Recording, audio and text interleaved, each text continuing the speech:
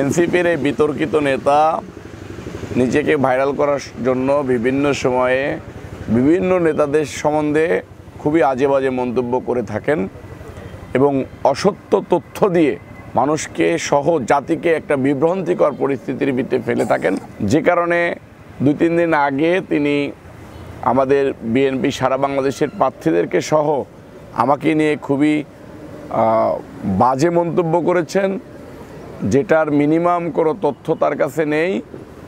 এবং সারা বাংলাদেশে আমি রবিউল ইসলাম নয়ন বারবার বলেছি, অনেক গণমাধ্যমে বলেছি যে আমার জন্মের পর থেকে আমার নামে পলিটিক্যাল মামলা ছাড়া কোনো প্রকার কখনো মামলাও হয়নি এবং কোনো মানুষ বলতে পারবে না যে রবিউল ইসলাম নয়ন চাঁদাবাজি তো অনেক দূরের কথা, কোনো ওয়েতে রবিউল ইসলাম নয়ন কাউকে ফাঁকি দিয়ে 2 পয়সা তার কাছ থেকে মেরে খেয়েছে।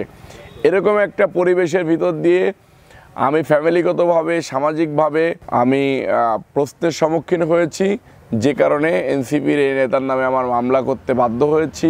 এই নেতাকে যদি না থামানো হয় তাহলে বাংলাদেশে যে কোনো মুহূর্তে বিশৃঙ্খলা ঘটাই দিতে পারে সে। এইসব বাজে মন্তব্য দিয়ে সমাজে বিভ্রান্তিকর পরিস্থিতি সৃষ্টি করে একটা বিশৃঙ্খলা লাগিয়ে দেশকে আবার একটা গ্যাঞ্জাম ফ্যাসাদের রাষ্ট্রে পরিণত করতে চাচ্ছে এই নেতা। এই নেতার এই অসৎ উদ্দেশ্যকে বাধাগ্রস্ত করার জন্য এবং এই অসৎ উদ্দেশ্যকে প্রতিহত করার জন্যই আমার আদালতে যাওয়া। আইনের প্রতি আমি আগাগোড়ায় শ্রদ্ধাশীল, যদিও দীর্ঘ 17 বছর যাবৎ শেখ হাসিনার স্বৈরাচারী সরকারের সময় আইন তার নিজস্ব গতিতে না চলতে পেরে স্বৈরাচারী সরকারের গতিতে চলেছে।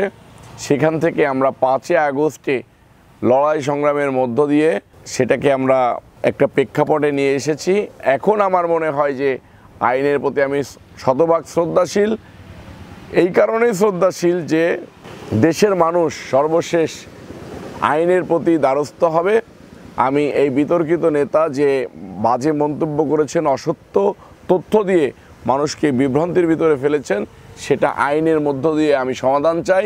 যারা এমন ভুল তথ্য দিয়ে মানুষকে বিভ্রান্তি করে তাদের উদ্দেশ্যে আমার বার্তা হচ্ছে যে ভাই, আপনি বাংলাদেশের মানুষ, আমি বাংলাদেশের মানুষ, এই দেশটা আমাদের।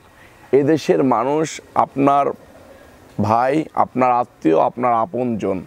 আপনি যদি এরকম দেশের মানুষকে ভুল তথ্য দিয়ে বিভ্রান্তি ছড়িয়ে দেশে একটা অস্থিতিশীল পরিবেশ তৈরি করতে চান, দেশের মঙ্গল তাহলে আপনি চান না, এটা আমরা ধরে নেব, বুঝে নেব। আপনি তো শিক্ষিত ছেলে, আপনার কাছ থেকে জাতি এটা আশা করে না।